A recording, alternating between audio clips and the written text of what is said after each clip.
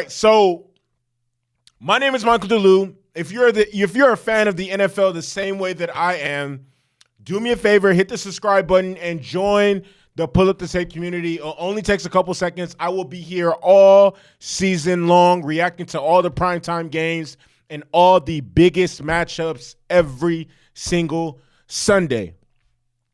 But unfortunately for us, I was actually a little surprised. I thought this was going to be a one-time thing, but they're doing it again next Monday.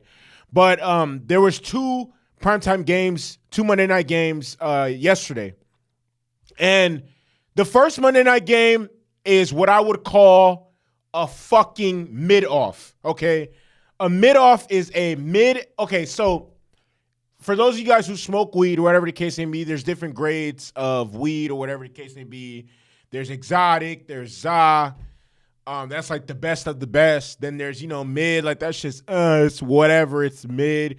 Then, that's that Reggie, that dirt, that boof, whatever the case may be. I don't think yesterday's game was boof per se, but I think it was very, very mid. I think primetime games should be the best teams playing against each other. I mean, these platforms are the biggest that the NFL has to offer. So, I think they should reserve it for really, really good teams to playing each other. So, but it's funny, though, because I know that every single team is granted at least one primetime game per season. I know that as, my team sucked for a very long time. So even then, we would still get at least one primetime game per season. But with that being said, there was a mid-off, okay, between the New Orleans Saints, who I realistically still don't think, even though they're 2-0, I don't think they're a good team, and the Carolina Panthers, who are 0-2, which obviously we know they're not a good team because they drafted number 1 overall. They drafted Bryce Young, number 1 overall. So, in my personal opinion, two mid teams. I don't think I see the Saints winning 7-8 games at the max. If we're being 1,000% honest, but nevertheless, a game was played, so I'm going to react to it. And the last thing I want to say about, because I want to continue to emphasize that this game was fucking mid. Once the Steelers and the Browns started, I was like, okay, it's time for me to switch the channel. Let me go watch that shit, because honestly, this was a mid-ass game that should have been played on a Sunday at 10 a.m. Pacific, 1 p.m. Eastern Standard Time. A regular slated game. That's what it should have been, a regular-ass game. For being 1,000, it should have been a regular-ass game. It should not have been on Monday Night Football. But nevertheless, it was played on Monday night, so let's get into it. Derek Carr did Derek Carr shit.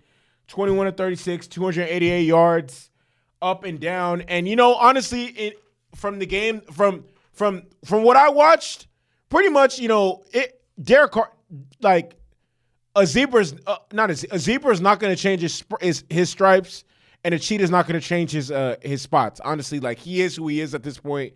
Derek Carr was drafted I think this is Derek Carr's 9th year in the NFL. Derek Carr who is who he is. He's up at times. He's down at times. The up is the year that the 20, wait, what year was that? The 20, was that 2016, 2017? Was that, or was that 2015, 2016? The year that the Raiders were really, really good. And Donald Penn missed that tackle because I think Derek Carr was in the MVP conversations at that point. Then he signed a contract extension with the Raiders. That's the best we've ever seen from Derek Carr. And Derek Carr is miles and miles and miles away from that quarterback. Okay, he's not that anymore. He's not going to be that. Okay, and he's going to be average. Honestly, he was 21 to 36 for 228 yards. Like I said, up and down. We've seen the Derek Carr that he was in Vegas.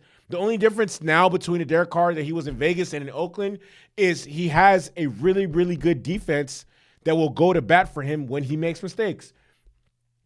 Because yesterday he made really good throws at times to Chris Olave, and then he made really, really bad throws because they're on his only interception. He didn't throw a touchdown pass yesterday. His interception, which was intended for Chris Olave, he threw the ball into triple coverage. And in my head, I was watching that like, who the fuck are you throwing this to? Because this guy is triple covered. But hey, what do I know? That was a terrible throw and one of the worst throws I've seen Derek Carr throw. But nevertheless, it is what it is.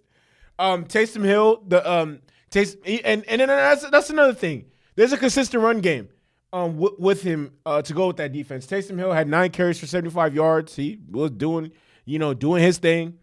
Troy Jones Jr., He had 12 carries, 34 yards, 2 touchdowns. He came in as a relief for Jamal Williams. Jamal Williams got hurt, and I'm not exactly too sure what the extent of Alvin Kamara's suspension is, but he'll be back in a couple weeks.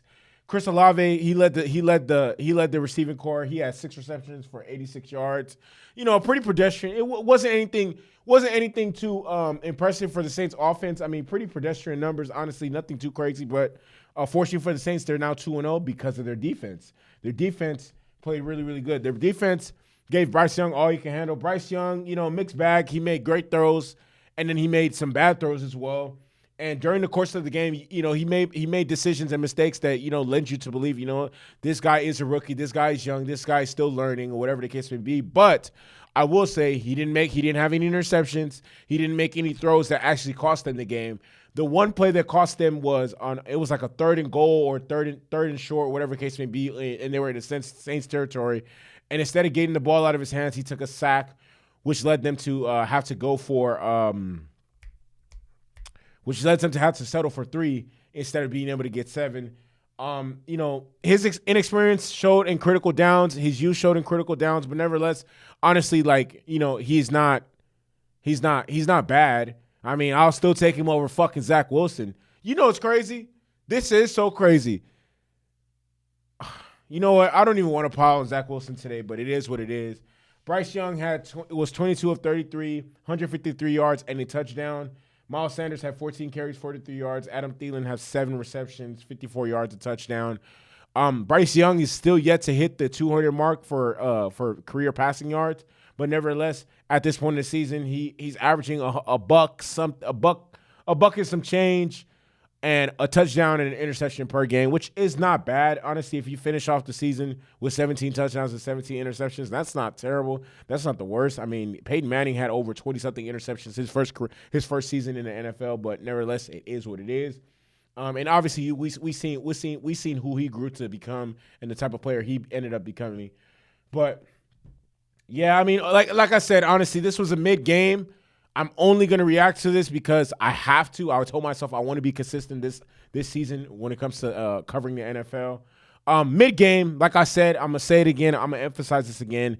This game should have been played on a Sunday at 1 p.m. Eastern Standard Time or 10 p.m. Pacific Standard Time. So with that being said, my name is Michael DeLu. I'm the voice of I actually am the voice of Laker Nation, but I'm also the voice of the Pull Up to Take community. If you're an NFL fan just like I am, do me a favor, hit the subscribe button and join the Pull Up to Take community. It only takes a couple seconds.